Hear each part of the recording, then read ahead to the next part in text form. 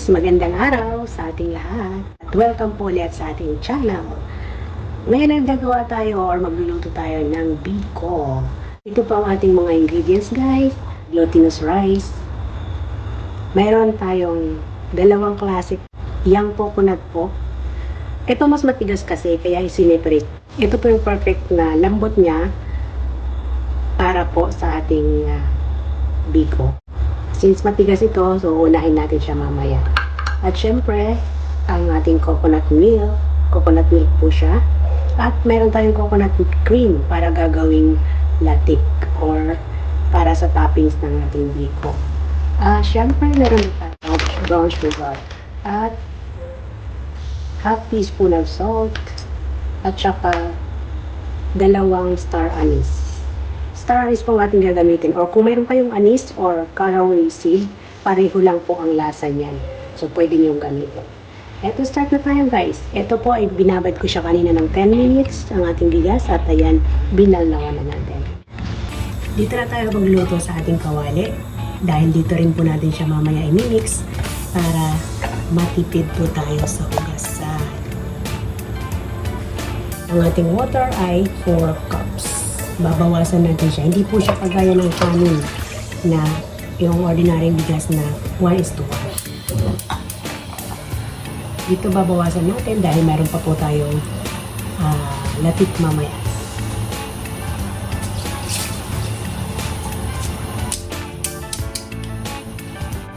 Ilalagay natin ang ating star anise.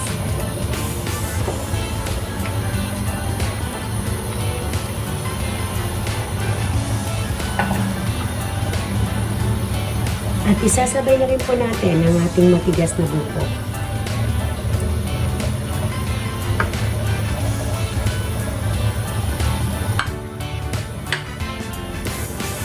Lalagyan na rin po natin siya ng ating asin.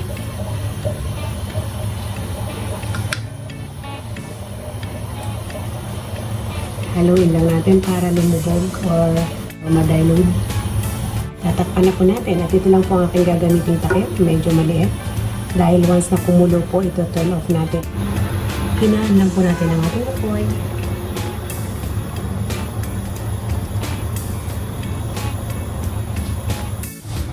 Sa isang kawali, gagawa po tayo ng ating latik. Yan, puno po ang ating kalan dahil nagluluto po tayo dito ng ulam.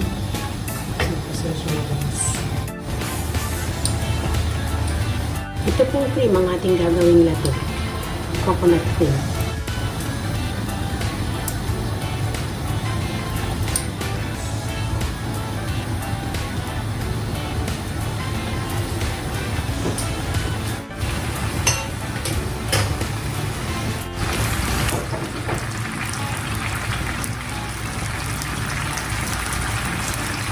Kaya lang natin siya hanggang makita natin masusunod na ang video. O nagpa-brown ito. At ang ating rice, tignan natin guys. Ayan, naaamoy ko guys ang star anise.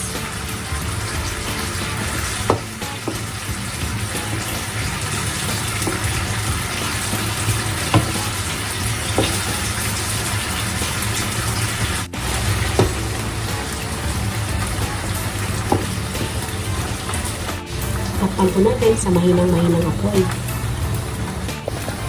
Ayan, susunod na po, nagbubuan na ng konti. Pakalahin na po ito. Ayan.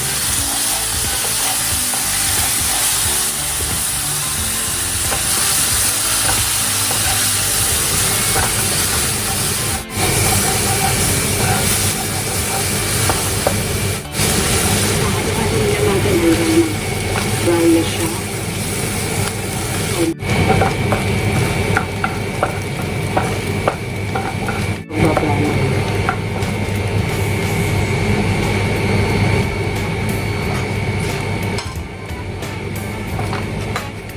Ilalagay natin guys sa ating lalagyan para hindi siya tumulan masulog.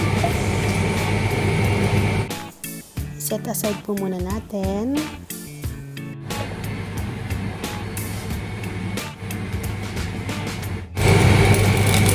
400 ml coconut milk.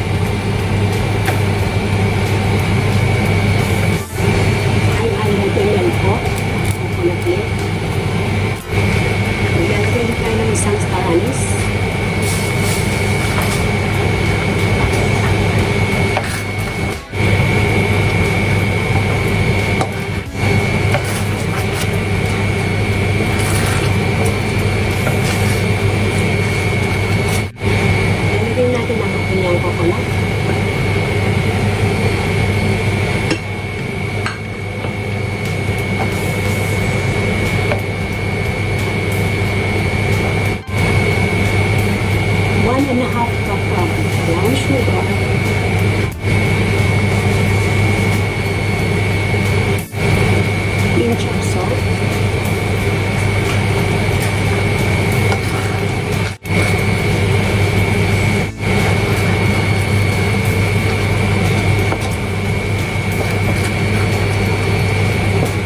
Ating brown sugar.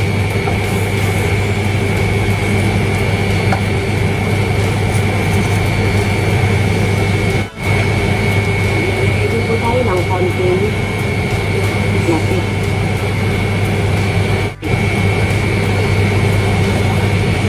Hihilaan natin ang ating apoy.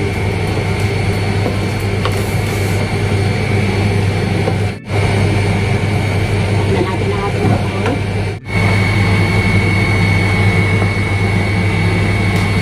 Tayo ng dalawang wooden spoon para mas mabilis po natin mag-hulog.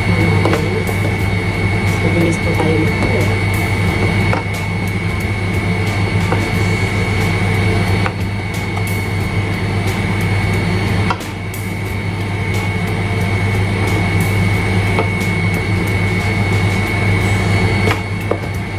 Bango guys na ang ating first anis at ang ating ito.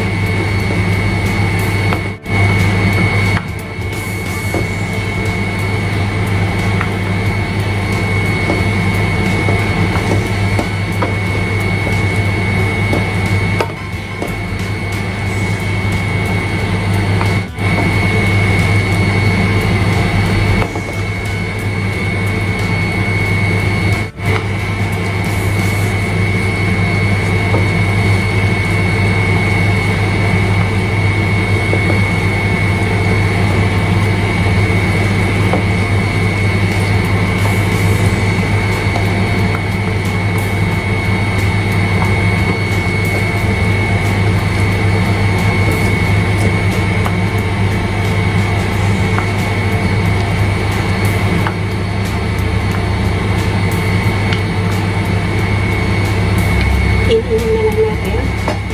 Tatakpan natin ulit. Mga 15 minutes natin sa mahinang pinakito.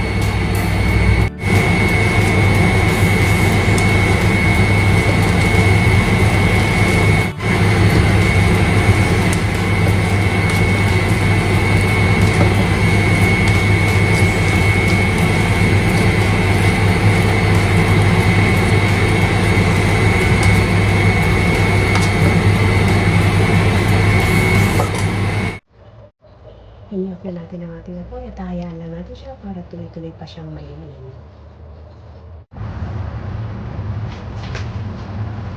Guys, ayan, naluto na po ang ating biko.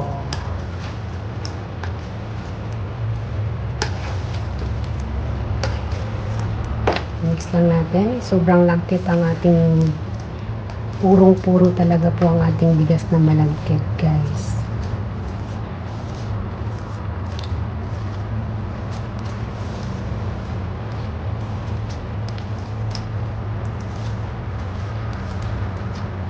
Ayan, maglalagay tayo dito sa ating lalagyan.